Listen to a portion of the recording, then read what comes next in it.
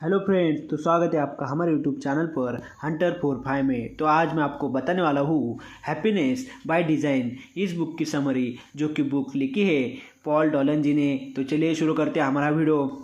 Chapter number 1।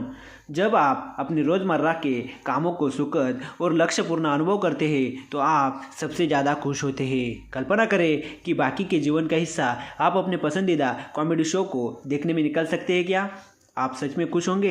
हो सकता है कि आप महसूस करेंगे कि आपके जीवन का कोई मतलब नहीं है, या फिर अंत में हो सकता है कि आपने अपना पूरा जीवन इसके बजाय काम करने में बिताया होता। लेकिन ऐसा वास्तव में क्यों है? क्योंकि वास्तव में खुशी सिर्फ खुश होने से नहीं है, लेकिन यह महसूस करने से है कि आप जो कर रहे हैं उसका कुछ मकसद है। खुश रहने के लिए काम का आनंद ही नहीं, बल्कि उससे ज़िंदगी को क्या मतलब मिल रहा है वो भी ज़रूरी है। हर दिन आपके जीवन में ऐसे काम होते हैं जो खुशी और लक्ष्य दोनों से पूर्ण होते हैं। एग्जाम्पल के लिए, अपने पसंदीदा टीवी शो को देखना आपको खुशी देता है, जबकि अपने काम के लिए एक शो बनाना पूरा लक्ष्य पूरा करता है। अपने दिन का सबसे ज़्यादा लाभ उठाने के लिए अपने दिन के उन कामों को जो आपको खुशी देते हैं लक्ष्यपूर्ण कामों से बदल दें। उदाहरण के लिए, आप एक अच्छा दोपहर का भोजन और एक दोस्त के साथ बात करना, या दोपहर की छोटी सी सैर करना जिससे आपको खुशी मिलेंगी। दिलचस्प बात यह है कि आप अपने दैनिक जीवन में अधिक खुशी या अधिक उद्देश्य रखना पसंद करते हैं। यह काफ़ी हद तक आप पर निर्भर करता है। सब लोग एक जैसे नहीं होते हैं, इसलिए समझें और करें जो आपको सबसे अच्छा लगता है। आप एक खुशी मशीन भी बन सकते हैं जिसे सिर्फ खुशी से मतलब है, या फिर एक उद्देश्य इंजन बन सकते हैं जो अपने समय को सबसे ज़्यादा महत्व देता है। अंत में खुशी के हर पल में खुद के लिए अच्छा महसूस करना है। केवल संतुष्ट होना यह संकेत नहीं देता कि आप हर दिन खुश हैं, क्योंकि खुशी सामान्य स्थिति के बारे में विचार करना नहीं, बल्कि उस समय में जीना है। Chapter number 2। खुशी सीधे तौर पर जो आप करते हैं उससे नहीं, बल्कि जिन बातों पर, कामों पर आप ध्यान देते हैं उससे होती है। एक अच्छी नौकरी, रोमांचक शो, अच्छा स्वास्थ्य, हमें लगता है ये खुशी के लिए बहुत ज़रूरी चीज़ें हैं। नहीं, ज़रूर, लेकिन तभी अगर आप वास्तव में उन पर ध्यान देते हैं। एक खुशहाल जीवन जीने के लिए आपको उस चीज़ पर ध्यान देना ज़रूरी है जो आपको खुशी देती है। हालांकि जो हमें खुशी देता है उस पर ध्यान देने का सोचना आसान है, जबकि हम खुश महसूस करना पसंद कर सकते हैं। हम में से प्रत्येक एक समय में केवल एक ही चीज़ के बारे में सोच सकता है। बदकिस्मती से हम अक्सर उस काम के बारे में अच्छे विचारों के बजाय बातों के बारे में गलत विचारों पर ध्यान लगाते हैं। हम अपने जीवन की दिनचर्या के बजाय अपरिचित और सस्ते माल पर अधिक ध्यान देते हैं, और बदकिस्मती से हम उन अच्छी चीज़ों को संजोना भूल जाते हैं जो हम प्रतिदिन करते हैं। पहली बार जब आप अपनी नई कार में सवारी करते हैं तो वास्तव में अच्छा लगता है, लेकिन जल्द ही वो मज़ा फीका पड़ जाता है। फिर आप ड्राइवर सीट पर उस कॉपी के दाग पर ध्यान लगाते हैं। खुश रहना फिर जो आप करते हैं उसे बदलना नहीं है, बल्कि आप क्या सोचते हैं उस पर ध्यान देना है। यह नियंत्रण करना थोड़ा मुश्किल लग सकता है, लेकिन यह पूरी तरह से प्राप्त करने योग्य है। सबसे पहले आप जो जानबूझकर करते हैं उन गलतियों को पहचानें और उन्हें रोकने के लिए कुछ व्यक्तिगत योजना बनाएं। आइए अगले सबक में देखेंगे कि ये गलतियाँ क्या है। Chapter number 3। आपका व्यवहार और ध्यान काफ़ी हद तक अनजान प्रतिक्रियाओं से संचालित होता है, जिस कारण गलतियां होना स्वाभाविक है। हमने पिछले पार्ट में देखा है कि हम अक्सर अपने जीवन में उन चीज़ों की ओर बढ़ते हैं जो हमें दुखी करती है। क्यों? क्योंकि हम जो करते हैं वह ज़्यादातर अनजाने में होता है। अपने मस्तिष्क में 2 हिस्से होते हैं जो जानकारी का विकास करते हैं और पक्का करते हैं कि आपको कैसे व्यवहार करना चाहिए। हिस्सा 2 चेतन मस्तिष्क है, जिसे आप विचार करने, अच्छी तरह से निर्णय लेने के लिए उपयोग करते हैं।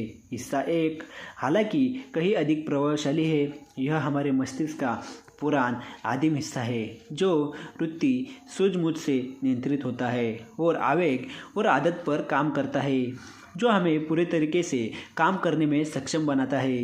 यह अक्सर ज़रूरी होता है क्योंकि आप हमेशा कार की चाबियाँ एक निश्चित स्थान पर रखते हैं। यह उसे याद रखने में ज़रूरी होता है, लेकिन इससे हानिकारक निर्णय भी हो सकता है। हमारा ध्यान अक्सर नकारात्मक चीज़ों पर भटकता है क्योंकि हमारे दिमाग का हिस्सा एक हमारे आसपास के वातावरण पर प्रतिक्रिया करता है, जिसके कारण घुटने में झटका लगता है। जानबूझकर इसे जाने बिना हम क्या सोचते हैं, क्या करते हैं, यह हमारे वातावरण द्वारा बदल दिया जाता है। फ्रेंच और जर्मन वाइन की बिक्री पर किए गए एक अध्ययन में ग्राहकों को जब तक वे खरीदारी नहीं करते थे, फ्रेंच अकॉर्डियन संगीत से वाकिफ कराया जाता था। नतीजतन जर्मन राइन पर फ्रेंच की वाइन 70% बिक्री फ्रांसीसी संगीत के कारण थी। फिर भी केवल 14% ग्राहकों ने इसके बारे में जानकारी होने की सूचना दी। समस्या यह है कि सहज और आवेगी निर्णय हमारे वातावरण द्वारा पैदा होते हैं।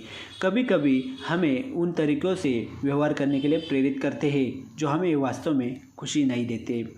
चैप्टर नंबर 4, लक्ष्य को प्राप्त करने की कोशिश में जिससे आपको खुशी मिलेगी, आप व्यवहार में गिरावट का शिकार होते हैं। कहा जाता है सबको लगता है कि शारीरिक रूप से फिट होने से खुशी मिलेगी, इसलिए आप जिम जाना शुरू करते हैं। फिर अपने पहले थकाऊ वर्कआउट से घर आते समय आप अपना पसंदीदा फास्ट फूड होटल में करते हैं। रुकने की बजाय आप अपने आप को एक बड़े चिकन बर्गर के साथ इनाम देते हैं। क्योंकि हमारे अतीत, वर्तमान और भविष्य के निर्णय अलग नहीं है, वे एक दूसरे को प्रभावित करते हैं और हम कभी कभी इससे बेखबर होते हैं।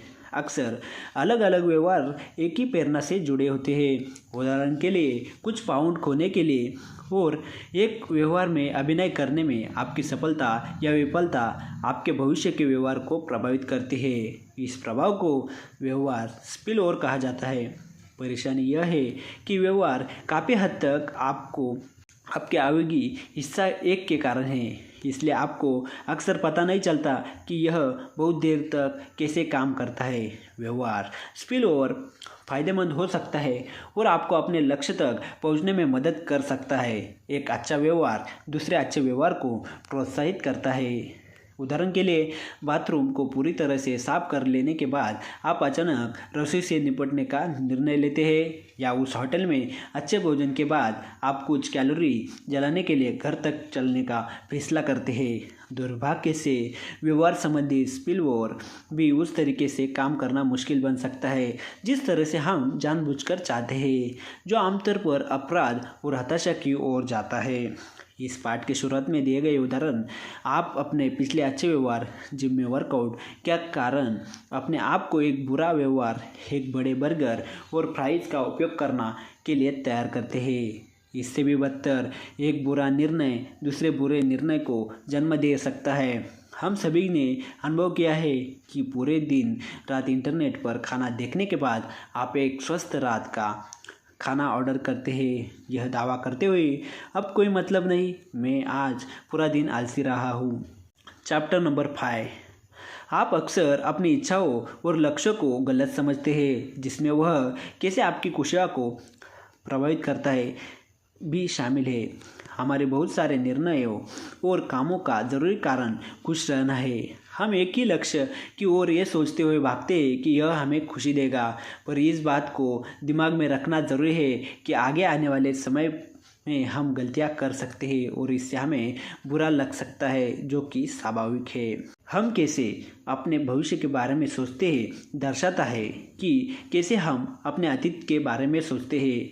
यह खुशी और दर्द के चरम क्षण है जो हमारे साथ अधिक रहते हैं। अपने मित्र की शादी में जाते हैं और सभी के सामने अपने मुंह के बल गिर जाते हैं। शर्मिंदगी का एक क्षण आपका पूरा दिन खराब कर देगा और यहाँ तक कि भविष्य की शादियों में भाग लेने के बारे में आपके स्वभाव को भी बदल देता है।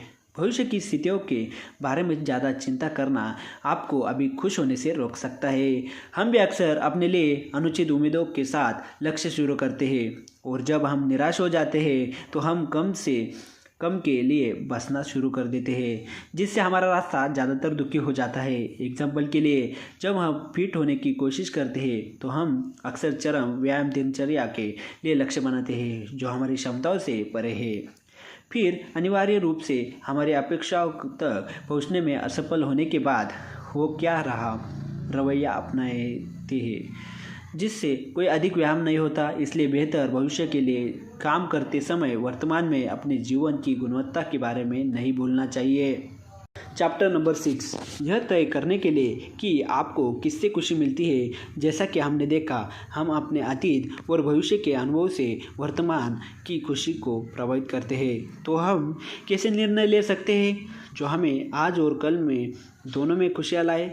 हम अपनी गतिविधियों को से सीख सकते हैं। आपकी दैनिक गतिविधियों के परिणाम स्वरूप आने वाली भावनाओं पर ध्यान देने से आपको यह पता लगने लगता है कि वास्तव में आपको किससे खुशी मिलती है। शुरू करने के लिए आप DRM से डिस्ट्रिक्शन मेथड जैसे ट्रैकिंग गतिविधियों का उपयोग कर सकते हैं, ताकि यह पता चल सके कि कौन सी गतिविधियाँ और लोग आपको सबसे अधिक आनंद और उद्देश्य प्रदान करते हैं। 1 या 2 सप्ताह के लिए प्रत्येक दिन आप अपनी सभी गतिविधियों को लिखें। उनकी लंबाई जो आपके साथ है, उन्हें 1 साथ 10 तक के पैमाने पर रैंक करें, ताकि यह दर्शाया जा सके कि उन्हें करते समय आपको कितना आनंद और उद्देश्य मिला। बेहतर निर्णय लें और अपने भविष्य की खुशी के लिए इस प्रक्रिया का उपयोग करें। अतीत में अपनी गतिविधियों से मिलने वाली खुशी के बारे में सोचें। साथ ही साथ अपने आसपास के लोगों से भी वस्तुगत जानकारी हासिल करें, लेकिन ज़्यादा सोचने से बचें। एग्जाम्पल के लिए कि हम अक्सर मामूली फैसलों पर एक बड़ा समय बिताते हैं, जैसे कि नए बाथरूम के लिए टाइलें चुनना, और बड़े फैसले पर ज़्यादा समय नहीं देना, जैसे कि घर को खरीदना हो। चैप्टर नंबर 7, अचेतन तंत्र को उपयोग करके आप अपने वातावरण को उन चीज़ों और व्यवहारों की ओर आकर्षित कर सकते हैं जो आपको खुश करते हैं। अब तक आपको यह समझ आ जाना चाहिए कि आप अपनी भावनाओं को कैसे प्रभावित होते हैं और आप खुश रहने के लिए अपने व्यवहार को कैसे बदलना चाहते हैं। सबसे अच्छा तरीका है कि आप अपने अवचेतन मस्तिष्क को धोखा देने का एग्जाम्पल ले लें। अपने ऑफिस में प्रकाश बल्ब को नीले बल्ब में बदलने से आपकी प्रभावकारिता पर भारी प्रभाव पड़ सकता है, क्योंकि यह रासायनिक रूप से सतर्कता बढ़ाता है। सकारात्मक व्यवहार के लिए अपने वातावरण को प्रोत्साहन से भरें। इसलिए यदि आप सुबह एक रन के लिए जाना चाहते हैं तो उन कपड़ों को बाहर रखें जो आपको सुबह चाहिए, और चलने के लिए अपने पसंदीदा संगीत की एक प्लेलिस्ट बनाएं।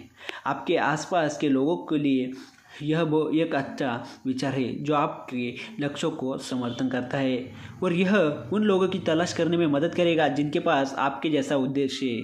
उदाहरण के लिए, वजन कम करने के साझा उद्देश्य के साथ एक दोस्त के साथ बातें करें। आप दोनों को अपने लक्ष्य पर बनाए रखने में मदद करेगा। अतिरिक्त प्रोत्साहन के लिए आप अपने लक्ष्यों के बारे में दुनिया यानी किसी आसपास के लोगों को बता सकते हैं। इससे आपको उन तक पहुंचने के लिए अधिक बाध्य महसूस होगा। यदि आप धूम्रपान छोड़ना चाहते हैं तो आप अपने ऑफिस में सभी को बताएं। यदि आप फिर से सिगरेट पीते हैं तो खुद को इस आदत से हटाने के लिए प्रोत्साहन मिले। अंत में, आप जो हासिल करना चाहते हैं उस पर दृढ़ रहना महत्वपूर्ण है कि आप इसे क्यों प्राप्त करना चाहते हैं, और बड़ी योजनाओं को छोटी छोटी योजनाओं में बांट लीजिए। चैप्टर नंबर 8, खुश रहने के लिए बाकी सब चीज़ों से ध्यान हटाएं और उस पर ध्यान दें जो आप कर रहे हैं। हर दिन हम खुद को विचलित होने देते हैं। हमारे फ़ोन और नई तकनीकें अक्सर दिन भर लगातार हमारा ध्यान आकर्षित करती है। किसी एक काम में पूरी तरह से मन लगाना कठिन होता जा रहा है और हमारा पूरा ध्यान मज़े के लिए भागने लगता है। कल्पना कीजिए कि आप एक फिल्म देखने और अपने दोस्त को टेक्स्ट करने के दौरान कॉलेज के एक पेपर की तैयारी कर रहे हैं।